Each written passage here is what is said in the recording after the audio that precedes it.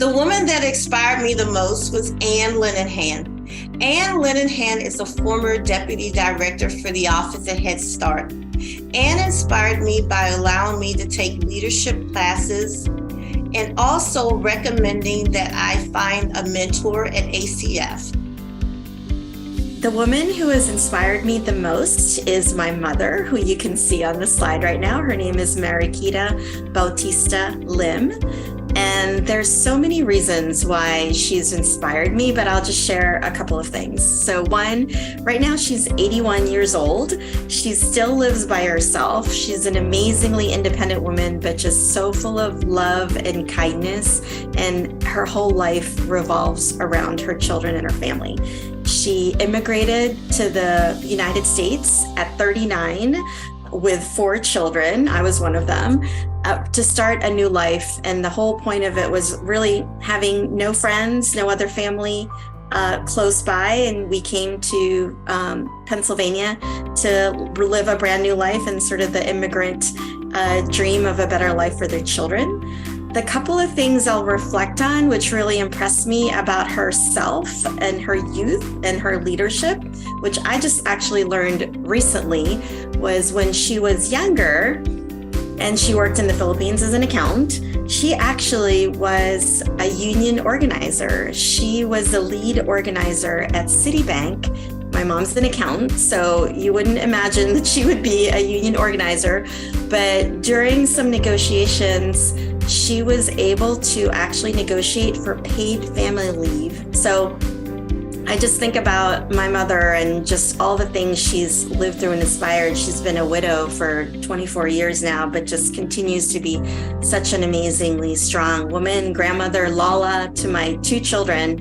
She really inspires me every day, and I hope and strive to do her proud as her daughter. Here. Although many people can be an inspiration, I would never forget the mark that my mother had in my life. She had a lot of values, such as courage, faith, and caring for others. She was someone who always did good to people and never complained about helping. She was always joyful and was able to live life without anger or resentment. She was a great listener, and being her child, I inherited the value from her. The woman that inspires me most is Alicia Mora, who is my grandmother. She has worked in her community for many years. One thing to know about my grandmother is she's almost 100 years old. So she has been a rock, a pillar in her community, serving the homeless, the motherless, the sick. Whenever someone needs help, they always ask, for where is Alicia? Alicia, nuestro mamá. And that is Alicia, our mother. My mom, Maria del Carmen Gutierrez Osuna, along with my father, raised me with roots in Mexican culture, my Spanish language, and love for family and for learning. So all the while, with these roots, she also gave me wings to be able to explore the world and help me become me, which is not easy to do when you're in a new country, when your first generation daughter who goes off to college has these new life experiences that are perhaps novel for her. But with her trust, with her support, I was able to pursue and see the world for myself, again, grounded in the roots that she established and with the wings that she provided, to allow me to make the best decisions for myself. The thing that I'm most grateful for is that she did break intergenerational cycles of poverty and abuse with her family. So she was able to, again, provide that environment that fostered love and learning and for me and my siblings. We're doing that through our work, and that's what my mom did for me, and I want to carry that forward. So thank you, Mom. I love you. Te quiero mucho. Women are great leaders. Women are change makers. Women are courageous. Women are powerful. Women are resilient, pioneering, and trailblazers. Good afternoon, everyone. that was very inspirational. So thanks to all of the team who came together to pull this off. I especially want to recognize Amy Bonner, Deputy Assistant Secretary Johnson, Demetra Williams, who helped us pull some of those videos together. To all of our colleagues who are on this stage and to everyone who's joined us. I think as we kick this off, I'm only speaking briefly because we have a great set of HHS leaders here to share their own stories. I think our hope, though, is that this gives us all a chance to reflect on who are those really important women in our lives. I know for me, my mother, who I watched as a single mom earn her college degree, despite the odds, despite when she mentioned to a counselor in high school that she thought she wanted to go to college, she was told, that wasn't the route for her. She did it while I was growing up. And then when I decided to go to law school, she said, "You're not going to have more education than me." And she went and got an MBA.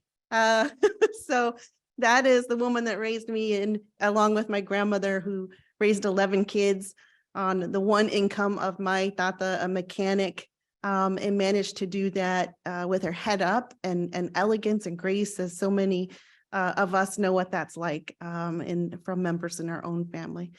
So I want to thank you. We'll recognize, we have a historical place at ACF in that the origin of, meaning the Children's Bureau, had the very first female leader of an agency in U.S. government history, Julia Lathrop. So we recognize that. I think it's there's a calling there for a lot of women in particular, and we're happy for all of our staff on ACF who fill this calling of all genders, of course, and gender identities. But sometimes there's a special calling for women to especially care for kids, to not look away when there's something that is challenging or that is troubling, and wanting to be a part of that solution.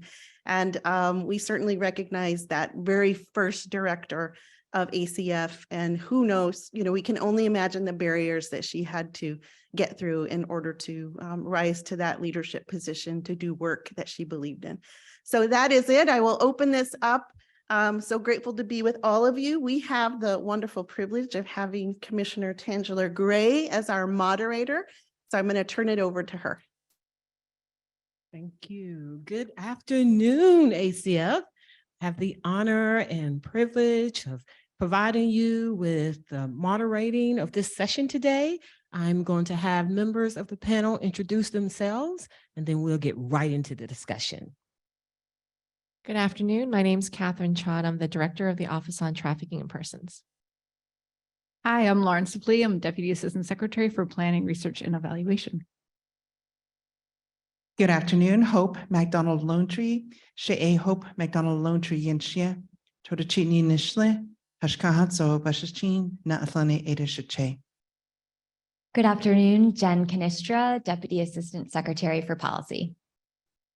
Okay, at ACF, our first question is for the Assistant Secretary. Tell us what you think women, especially, bring to our work at ACF. Thanks for that question. I think if you look at our leadership team at ACF, you will see a lot of women leaders among it. And I've noticed that that's true for HHS overall. When you're looking at the health industry and the human services industry, you do see a lot of women being attracted to that, being a part of the solution, wanting to help make life better for people.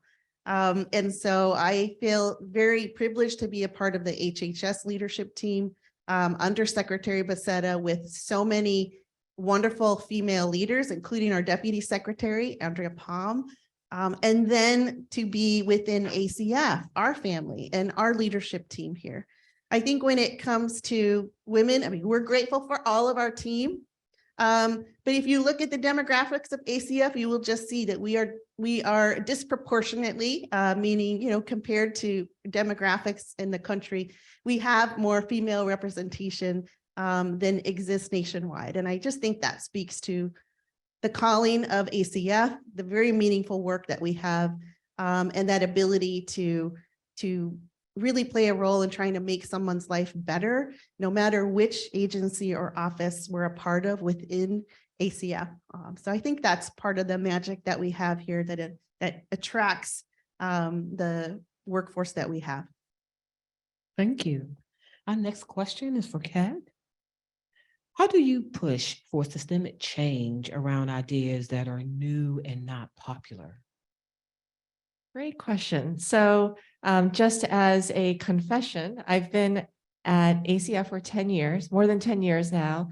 But prior to that, I never envisioned a role in federal government. I never envisioned working for the federal government. So it still surprises me to this day. I've been with the agency for so long, and my roots in combating human trafficking have been really at the community level. And so I was trained and raised in community organizing work. And so the thought was, if you wanted to create systemic changes or create social change, you really have to do it from the grassroots. And I still firmly believe that.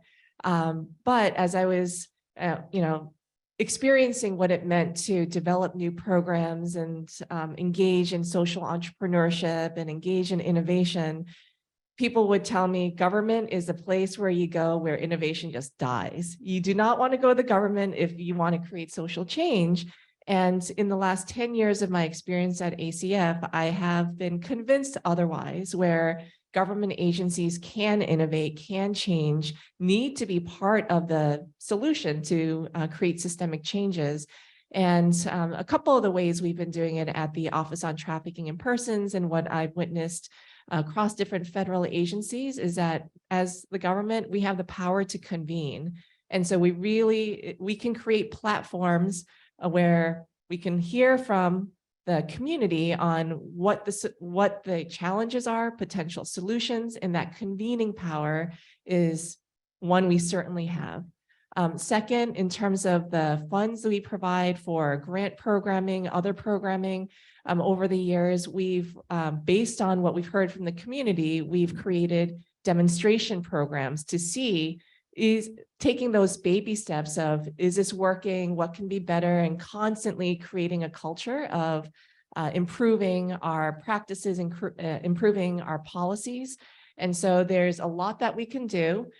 It takes time. It takes a lot of partnerships, whether it's outside the government and even inside the government. And so having that collaborative, partnership-oriented listening spirit is really important. And it is totally possible to engage in the social change work from within the government. Thank you. Our next question is for Lauren. Have you ever felt the imposter syndrome? And if so, how did you navigate your way through it? Yeah, I'm so glad you asked this. Of course, I've experienced imposter syndrome. I think it's pretty common. Definitely felt it in graduate school, definitely felt it in one of my first jobs out of school, even felt it recently. And it was, an environment in which I questioned my abilities.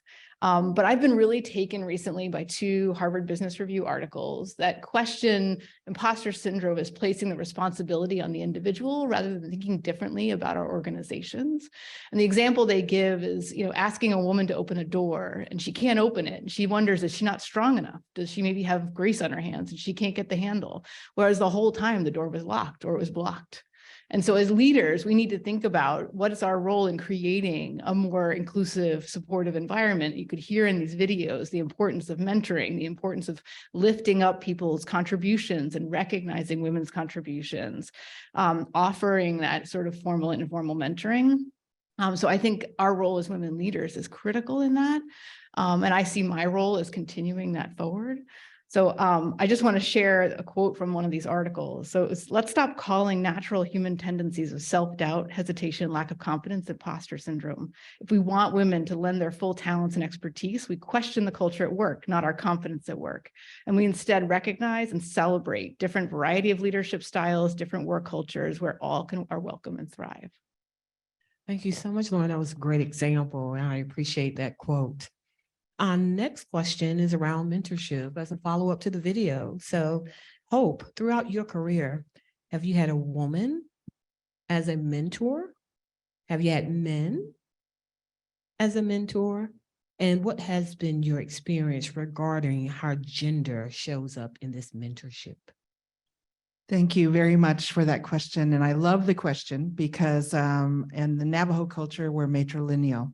And so all of the empowerment that I felt as a young girl growing up came from all the women, not just in my family, but across my community.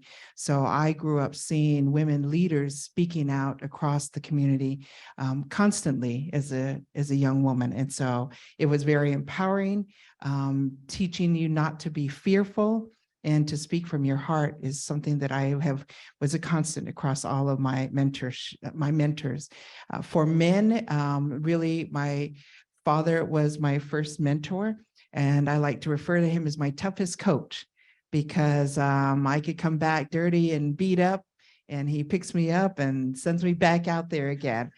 And so, but the difference really I felt has really been about from female mentors, and these I have often sought out elder leaders, not just at home, but wherever I worked, to learn from them. And I think that is super important, is to be open to learning. And I consider myself a lifetime learner, a student. And I think that's very important, to be open to learn from various people. But for women, it's been empowering. Don't be fearful.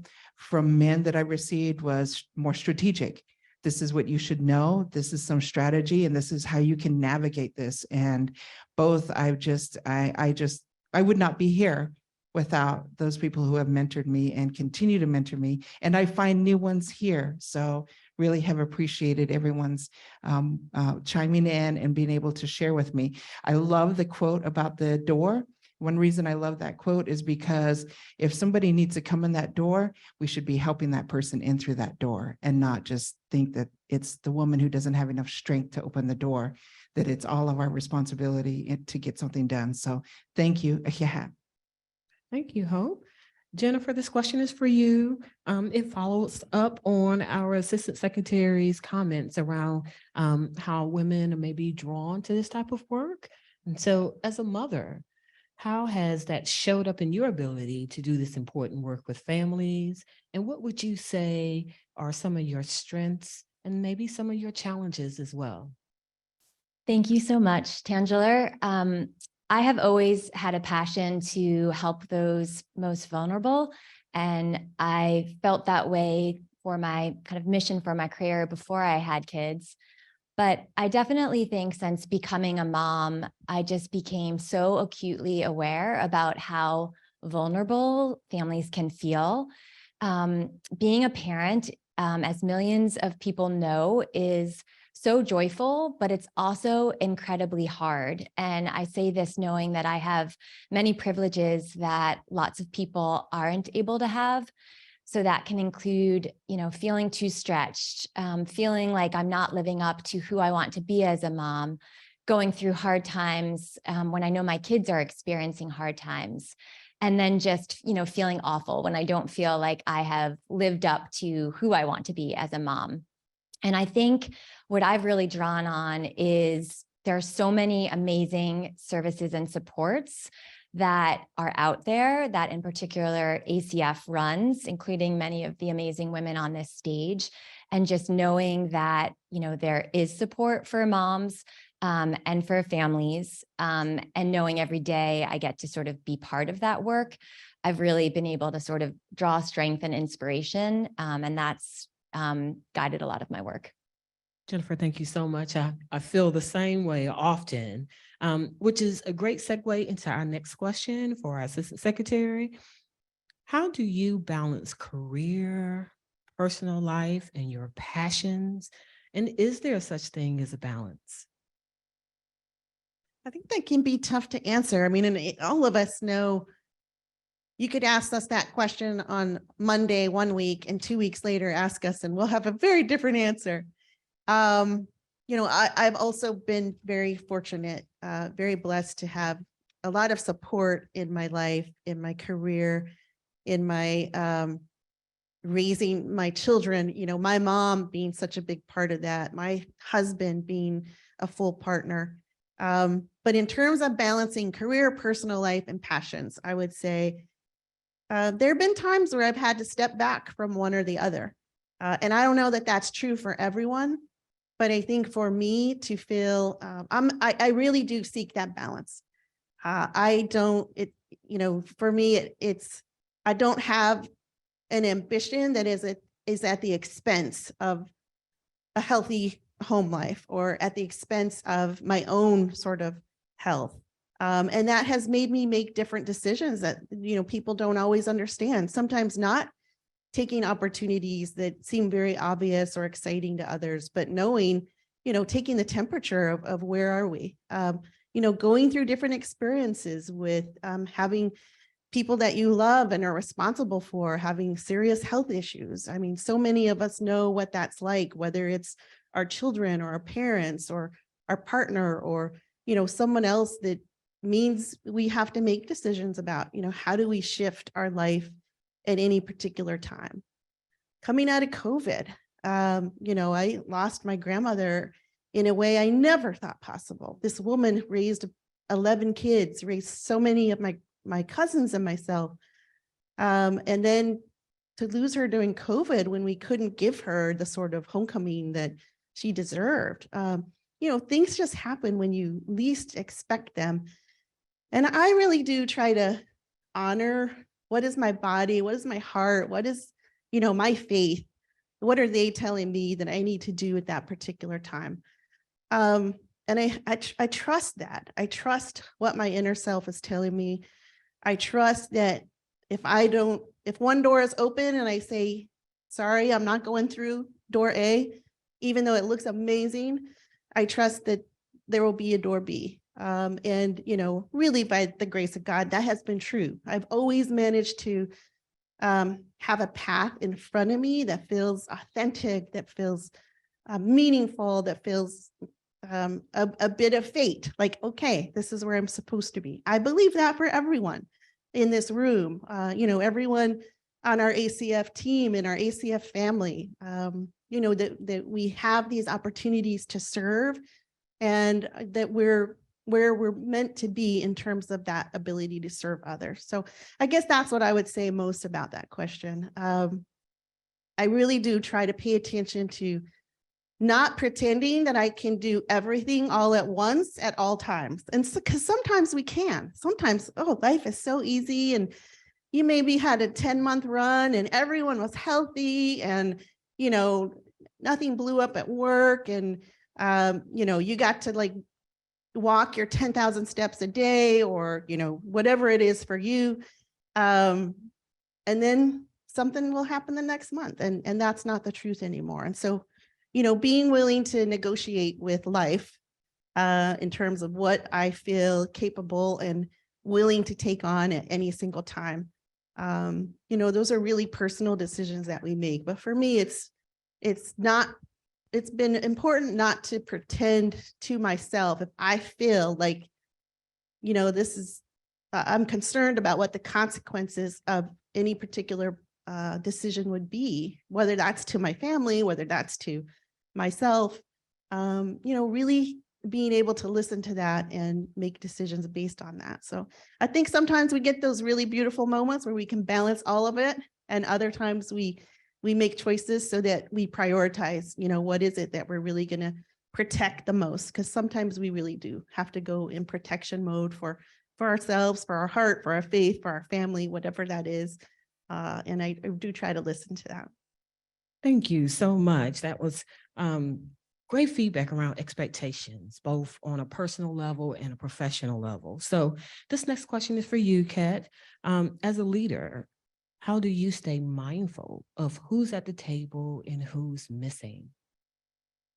Thank you. Great question. I think it helps in part when I was sharing some of my story earlier of what brought me to ACF and public service. Having role models and the mentors are really important.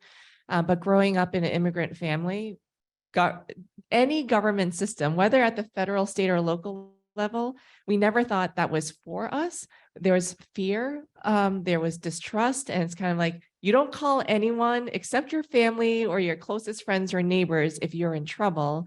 And I think because of that personal experience, it reminds me that, you know, we work day in and day out, and there are various organizations and professionals that we work with, grant recipients and others. But for many families out there and individuals, they may feel so disconnected from government services, from even accessing things that they have the full right and ability to access, and supportive services, whether it's for parents or others going through hardship. And there's just this disconnection. So I always think back to whatever the topic is that we're discussing. First, let's make sure that there are individuals with lived experience in the room to inform it and expand our horizons, but then also fully recognizing that not everyone will feel connection, and then always asking, how can we broaden the table? How can we disseminate this information to reach those communities who are least likely to receive the information, but most need the information, and creating that organizational culture among our colleagues so that we're collectively asking those questions, and then that can help drive the practice of having a more inclusive organizational culture. Thank you. Again, on expectations. So, Lauren, this question is for you. What are the ways you stay grounded and take care of yourself? Yeah, I think one thing that surprised me going through my SES candidate development program was how much time was spent on deeply understanding your strengths and weaknesses and self-care. Like, if you can't do that, you can't be a great leader. It's, you know, the old adage of you have to put the oxygen mask on yourself before you can help others. And I think we have to keep reminding ourselves of that as a leader. And that includes also keeping people around you that can be your trusted brokers or trusted confidants that not only can boost you when you need that boost, but also give you that honest feedback when you need to hear it.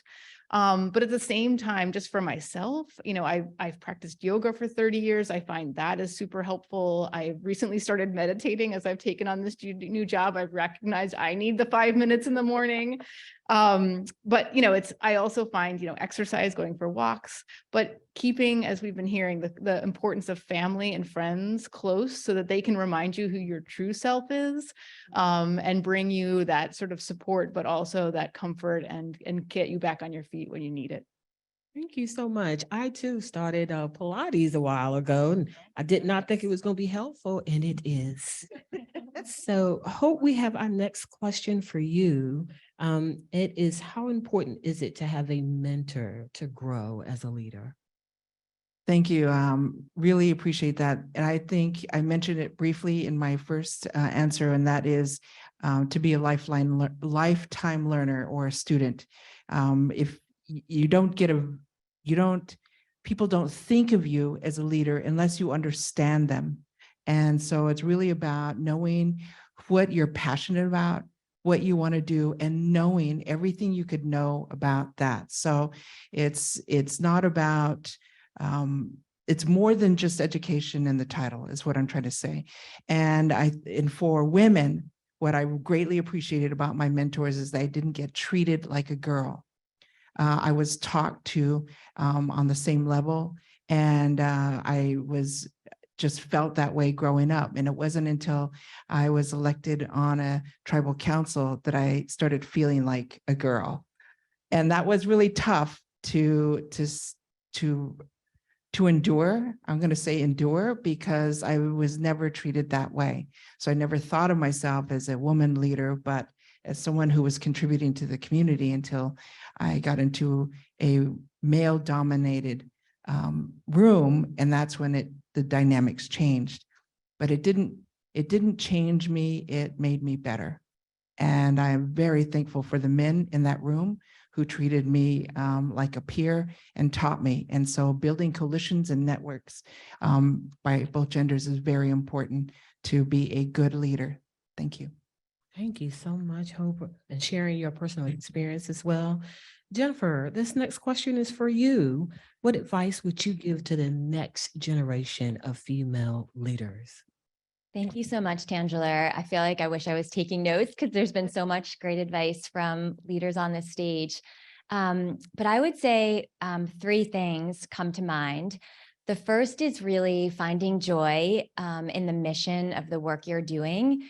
There will be days and sometimes nights when your tank feels empty and you have to push forward. And just knowing you care about the mission of what you're doing, I think is really, really important. The second is being a part of a professional team or building that team where there is joy and there is camaraderie and you enjoy the people that you're working with. And I say this because we work on really tough issues at ACF, and there are times when it can just feel so down knowing the problems we're trying to solve.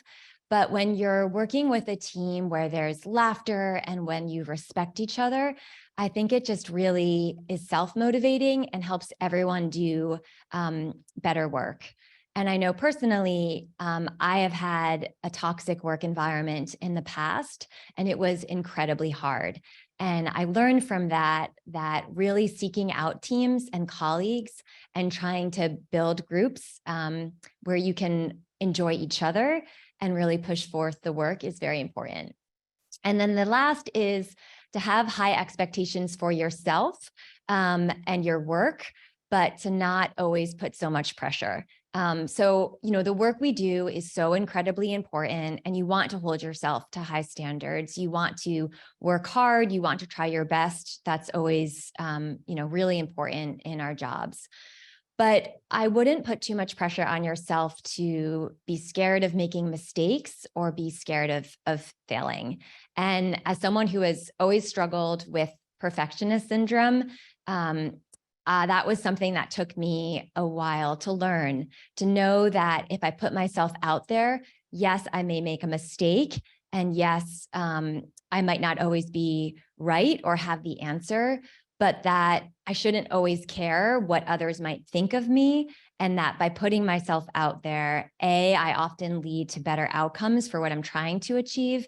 And also, I know that, I can bounce back if I made a decision that wasn't right, and I can learn from it and ultimately sort of get better outcomes. So I think those are three pieces of advice that I've sort of learned over the years. Thank you so much, Jennifer. And this question is for you, Assistant Secretary. How would you encourage women to not give up? How would I encourage women to not give up? I mean, I'd start by kind of leaning on what many of us has shared in different ways, which is it is okay to step back. It is okay to take a break. It is okay to share with those who care about you and even those you work with if you need to say, all right, this is a moment where, you're feeling in a situation that you need a breather. And so I just want to state that it is very tough if we're trying to be perfectionists in all things in our life, in our, as a parent, as a partner, as a daughter, as a mother, and then also in our work life and a friend. So I would say first, give yourself some grace and room. In terms of not giving up, I watched my mom go through so much as a single mom, not only like the amazing things she did, get a college degree while she was working nights at the post office. I used to call my mom, before I went to bed to say goodnight and, page her over the phone and, sing songs to her on the phone. And almost every night she came home and during her lunch break had dinner with me and, so Church's Chicken or pizza or Burger King, which is why my food selections are very narrow. But I really had the opportunity myself to watch my mom. No one was going to tell her what her life was going to be, bottom line. And despite the fact that she had so many obstacles, she started working at the post office. She got that degree while she was there. She moved into a management position, ended up being one of the highest ranking Latinas in the region. And that is just pure determination. That is my mom saying, you're not going to tell me what I'm capable of doing. And that is how she raised my sister and I very much every day. So I have that. And also she had other challenges in her life that she had to overcome that we did together, had to get through some, really tough moments. But I think for me, watching that, and also let's be honest, as Deputy Assistant Secretary Canistra talked to, some of our work is really hard. When I was running the Legal Aid Center for the last several years before I came into this position, nothing I've ever experienced, despite seeing real tough moments, nothing that I've ever experienced is as hard as some of the kids and the young people that I've served, that we serve. And in these jobs, and many of us have the opportunity to interact with those we serve. And whether we're in a tribal community, whether we are sitting down with domestic violence survivors or human trafficking survivors or kids who have exited the foster care system or people who have used our programs, they've seen tough times. And I think about how much harder other people even have it. And, we survive to help them survive. But watching that and watching people have the ability, not just to survive, but to thrive, watching someone come in hopeless, right? There's this element of hope to, I feel like, what ACF does. And our ability here, our ability to do our jobs well, no matter what job we have, we are part of this family that builds a foundation that helps people get through tough times and helps them find stability. And I think so in our jobs, if we keep that in mind, boy, we don't have a lot of room to give up, right? Because we're helping people who are fighting so hard to have options in front of them that they may not have had before they walk through one of our doors. So I think it is very inspirational, the work that we have here. And again, I stress, no matter what someone's role is in ACF, we have the wonderful opportunity of being leaders and so often representing all of the ACF family. But whether you're in a program, whether you're in grants management, whether you're working on our budget or in an office of administration or IT, it doesn't matter. What you're doing is supporting that end result, which is really making a difference for people who need us.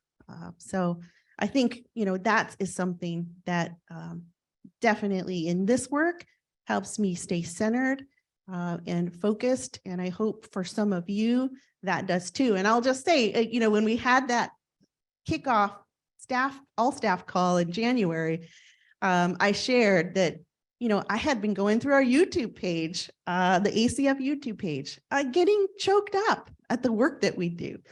So I want to echo what some of us have shared, which is when you have those moments of, maybe something in clearance took too long, or, somebody was, not the best of a colleague that day, which does happen, that you can, think about that bigger mission that we're a part of. And if you have challenges in your bigger life, I hope you're asking for help, because there's our moments too that sometimes we just need help. We need a support system.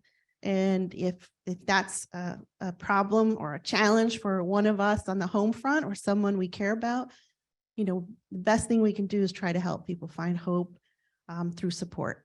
So I would really recommend that too. Thank you. Thank you so much. Well, our time is getting close to an end. So I want to start off by thanking every member of the panel. They have done an outstanding job responding to these really tough questions. And then my last question for each panelist is really around, if there's one thing you would like our audience to take away from this session, what would it be? Assistant Secretary? I think I would say just what amazing people that we have here at ACF, because all of our stories, again, we're here, we get to share them. We have these awesome videos where other members of the ACF family get to share part of their story.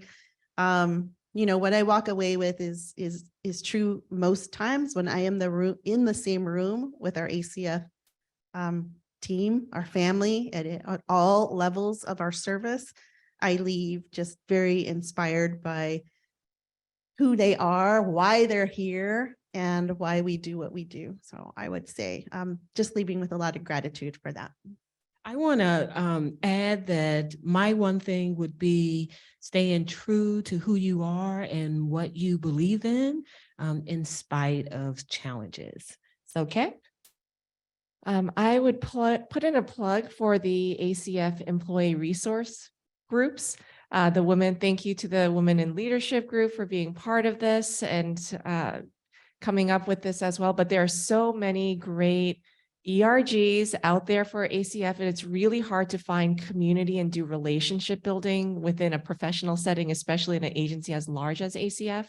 And I've personally found it so grounding and empowering and just encouraging to be able to relate with others outside of just our silos and work functions.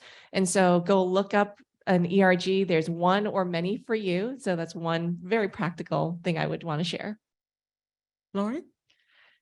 So I guess what I'm taking away from listening to the stories is we're all coming to this panel with histories and families and support that are behind us, and we carry them with us at all times, and we're stronger together, that we're all moving forward together. And I think, how important it is to continue to think about how we support each other in doing the hard work, but also as women leaders and continuing to grow the next generation of women leaders. Thank you. Hope? Thank you. I want to just underscore what our Assistant Secretary said a moment ago, and that is, do not be afraid to ask for help. I really want to say that because as women, as Jen said, we really tend to want to be perfectionists, and sometimes we are in work environments where we're doing 3 times the work of certain counterparts, and we need to be able to ask for help when we need it. And I really want to underscore that. The other is that it takes all of us to continue to pave new roads. We are here. I'm sitting here because other women before me paved the road for me to be here. And so there are many more roads to pave, and I appreciate my colleagues here on the panel. Thank you. Jennifer? Yeah, I would just say, and this has come up a bunch of times, but seek out mentors. And it doesn't have to be a formal, will you be my mentor?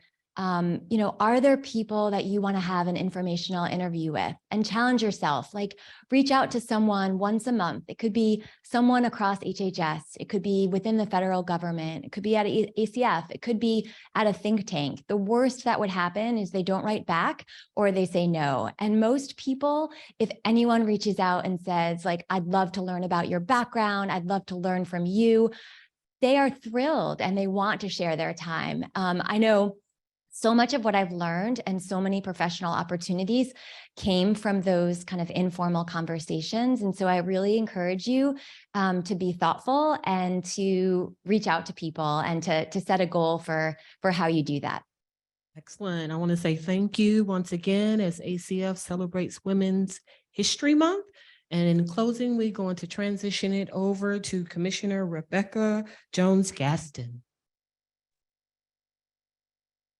Thank you, Commissioner Gray. What an amazing panel, and I'm in my feelings right now because I'm feeling very inspired, and so I get the honor of being able to share some of my thoughts. But I want to start out by reflecting back to all of you some of the things that I heard you say. Pushing for system change, being called into human services, collaborative listening, a role in creating supportive, inclusive environments, seeing other women leaders giving confidence and being empowered, drawing inspiration, finding balance on the path. be a lifetime student, be a lifetime learner, coalition building, and don't be afraid. These are words that are actually really resonating with me, and I'm gonna hold them dear and just really appreciate the great example that you all are setting for all of ACF as well as HHS and beyond. And just am honored to be a part of this amazing team in doing this work. I want to share a story about two women who have been very near and dear to me and have played a significant role in my life. And I'll start out with Vivian Jenkins Nelson. She lives in Minneapolis, Minnesota, and is near and dear to my heart to this day. As a 9-year-old, searching for someone who looked like me, who I could see myself in, I wrote her a letter. I saw her picture in a church bulletin, and I wrote her a letter on lavender paper and circle and heart dotted I's and told her what my life story was at 9. And she was so gracious as to write back and tell me about her growing up experience and what a gift that was for me. And then ultimately I met her in the next year and was the first person I had ever met that had brown skin like me. And she really took me under her wing. And at the time I didn't realize it, but she's a social worker, a community activist. She's an excellent storyteller. And I'm just incredibly grateful for her open heart, her kindness, and her fierceness in being a wonderful example of embodying possibility and also embodying and instilling responsibility. The other woman that I wanted to just take a moment to highlight is someone who's sat in a chair here at ACF. Carol Spigner, she was then known as Carol Williams, was the Associate Commissioner for the Children's Bureau back in the mid-90s. And as a soon-to-graduate MSW student, I somehow got the opportunity to have her as audience and come and visit her at the Switzer building.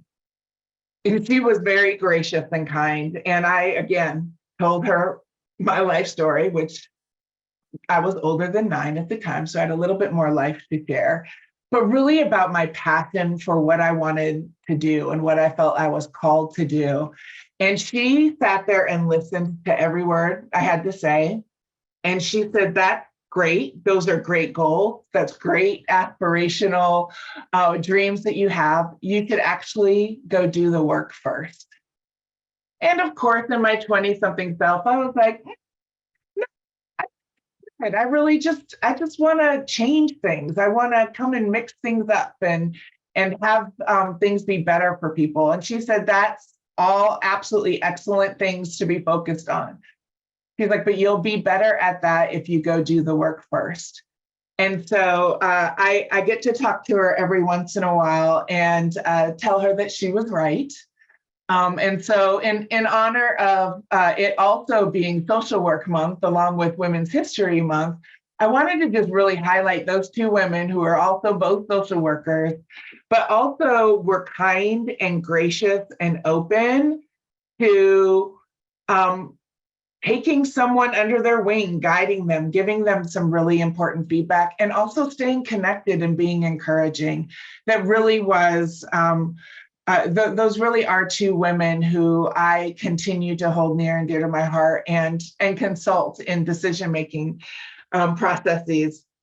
The last thing that I'll leave you with is another phrase that another mentor shared with me several years ago. And it's something that I remind myself of in those moments where I'm frustrated or things aren't moving as fast as I would like them to, or just not really seeing the path forward and wondering, maybe why did I make this decision to be in this seat at this time?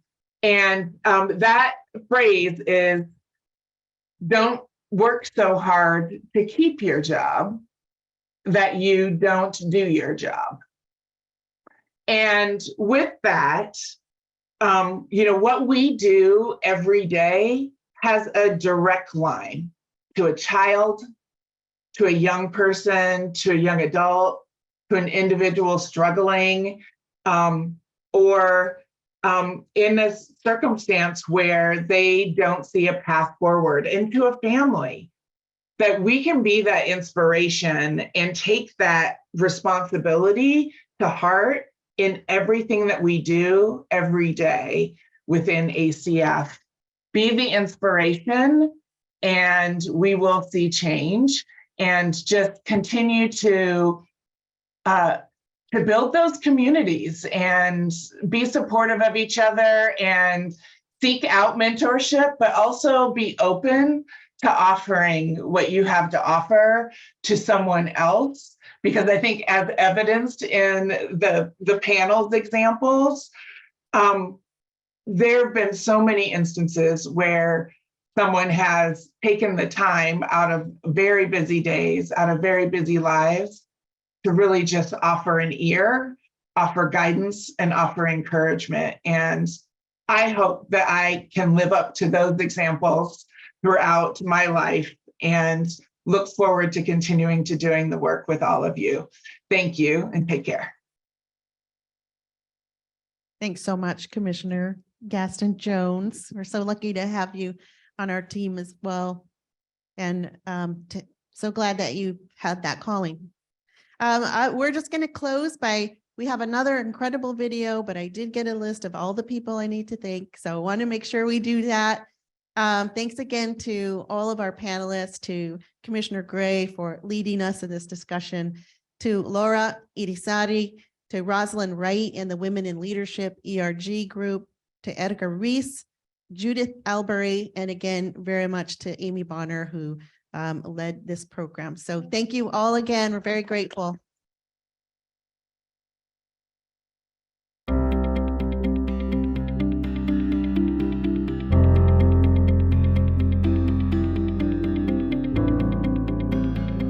The woman who has inspired me the most is Miss Ethel May Trent Gardenhire. She is my incredible and beloved grandmother who lived to be 101 years of age, and she passed away in summer 2022. My grandmother was a gifted storyteller who proudly shared her experiences as one of 9 children growing up on her family farm in Smithville, Georgia. In her childhood, she developed a range of skills from gardening to hunting in the woods. And she met prominent people that passed through the town's train station, like George Washington Carver. As a young woman in Albany, Georgia, my grandmother was very active in the civil rights movement. She encouraged people to vote, and she cooked meals for people who had been jailed at protest. And she even met Dr. Martin Luther King Jr. twice. Apart from her work in the civil rights movement, she was renowned as a talented entrepreneur who owned and operated a popular high-end neighborhood beauty salon. She also had a passion for helping and serving others, so much so that when she moved from Georgia to Topeka, Kansas, she became a social worker. Overall, she was an intelligent, multi-talented, resilient, and benevolent woman who had a huge impact on the many lives she touched. I am honored to tell you a little bit about Miss Ethel May Trent Gardenhire, who I am proud to call my grandmother. The woman who inspires me the most and why is my daughter, Adriana Celeste Rodriguez. She inspires me every day because at the mere age of 23, her confidence, perseverance, and brilliance has been exciting to watch and has no bounds. Her empathy has encouraged me to be more understanding and caring with those around us. She has taught me that as women, we can continue to reinvent ourselves to do better for and within the communities in which we live and work. She has used her innate creativity to express vulnerability, bravery, and to show that for women, there simply aren't any limits to what we can accomplish. The woman that inspires me the most is my mother, Viola Banks. She inspires me because she is a loving woman, a woman of integrity, and one of great character. She has a pure heart of gold and one for her family. She is the definition of kindness and will give you the shirt off of her back. Her words have driven me to rise to any occasion and taught me how to survive in this world as a strong Black woman. She pushes me to be my best self, not sometimes, but all the time. My mother is phenomenal. Her favorite Maya Angelou quote to me is, "When you know better, you do better." I was a research assistant while I was in graduate school for an international peace building think tank, and our supervisor was this fantastic woman named Yasmin. She taught us about professional workplace culture and how to be strategic and successful in our careers. So to be a research assistant, you had to be a grad student. And when I graduated, a couple of us were offered contracts to stay on with the organization and continue to support the projects we were working on. Another guy who graduated from the same graduate program and I were excited to keep working on our projects. And a while later, I was even more excited to find out that my salary suddenly got bumped up. I learned that what happened was that Yasmin got wind of the fact that my male peer was being paid more than me, and behind closed doors stood up for me to get my contract changed. It was such a great experience to work with her and learn how to operate in a professional environment. Yasmin really taught me what it means to work with integrity and to advocate for others and for what's right. The woman that has inspired me the most is Leandria Johnson, a true woman of a girl being interrupted, meaning to say she has shared several different barriers in her life with the world and also with her fans. And in that journey, she's inspired me to be better, to also speak up. We're living in a time of mental health where it's extremely high. And with this being someone that I have chose has allowed me to overcome working through my mental health in this state and time of us dealing with the pandemic and things of that nature. She has truly inspired me to stand up, to speak up, and to also know that I am great and I am here. Women are transformative. Women are creators. Women are unifiers. Women are resilient. Women are poderosas, which translated to English means powerful.